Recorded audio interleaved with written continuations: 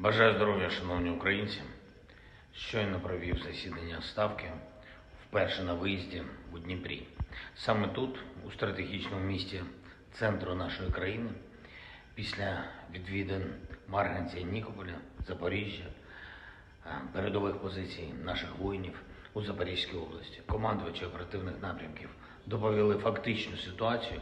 Генерал Сирський, генерал Тарнавський, вони тут були особисто. Ті, хто очолює оборону на Донеччині у найбільш гарячих напрямках. Були онлайн-доповіді командувачів ОСУВ, що прикривають південь і північ. Була доповідь главкома і інших.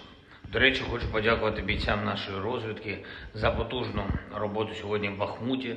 Підрозділ «Кракен», як завжди, на висоті, молодці хлопці. Обговорили на ставці загальну ситуацію в прифронтових районах, укріплення і захист наших рубежів по усій протяжності фронту від Херсонщини до Харківщини. Кожен командувач розуміє, що ворог повинен відповідати за кожен удар по наших містах і селах, по наших людях, за Слов'янськ, за Костянтинівку і Дружківку, за Авдіївку і Торецьк, за увесь біль українців і не лише за час повномасштабної війни, а й за час від 2014 року. Дніпро є нашою фортецею вже понад 9 років. Увесь цей час підтримує фронт і бійців. Саме тут, у Дніпрі, ще від 2014 року тисячам наших воїнів врятувало здоров'я після поранень. Дніпро концентрував роботу волонтерів від перших тижнів агресії в 2014 році. Я дякую тобі, Дніпро. Я дякую кожній тут, у місті, хто допомагає Україні стояти міцно, бити окупанта. Сьогодні у Запоріжжі був на місці влучання російських ракет по житлових будинках. Звичайні будинки спалені, частково, на жаль, зруйновані. Десятки людей були поранені цим божевільним російським ударом. Терористи точно знали, куди направляють свої ракети. Осколково-фугасні смерчі по будинках. 37 людей постраждали, 2 загинули. Мої співчуття тим, хто втратив рідних і близьких. Більше 400 людей звернулись по допомогу, звичайно, і за цей удар Росія відповідатиме.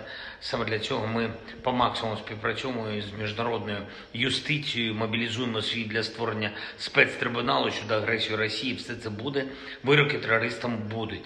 Звичайно, допомагаємо тим, хто втратив житло від цього і подібних ударів. Місцева влада, партнери мають ресурс для того, щоб надати людям першочергову допомогу. І я дякую усім, хто швидко і без бюрократії зайвої реалізує відповідні програми.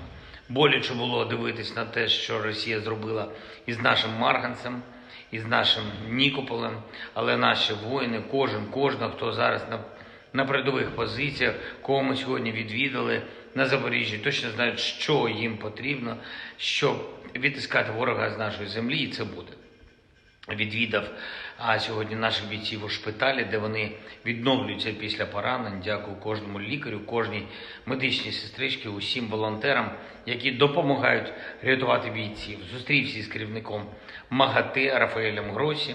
Тематика зрозуміла: безпека нашої енергетики, наших атомних станцій, передусім Запорізької АЕС, яку Росія досі використовує для радіаційного шантажу світу. Жоден інший терорист не доходив до такого у своєму цинізмі, до таких глибин, в яких Росія постійно шукає і знаходить нове дно.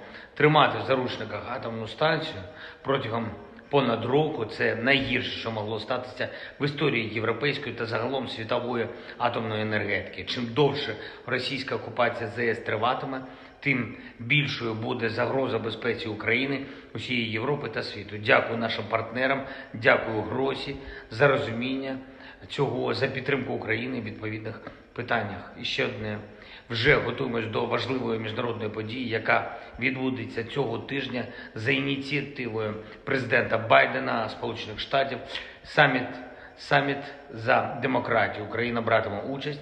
Наша позиція на підтримку свободи прозвучить, як завжди, прозвучить міцно. Дякую кожному і кожній, хто допомагає нашій державі захищати свободу.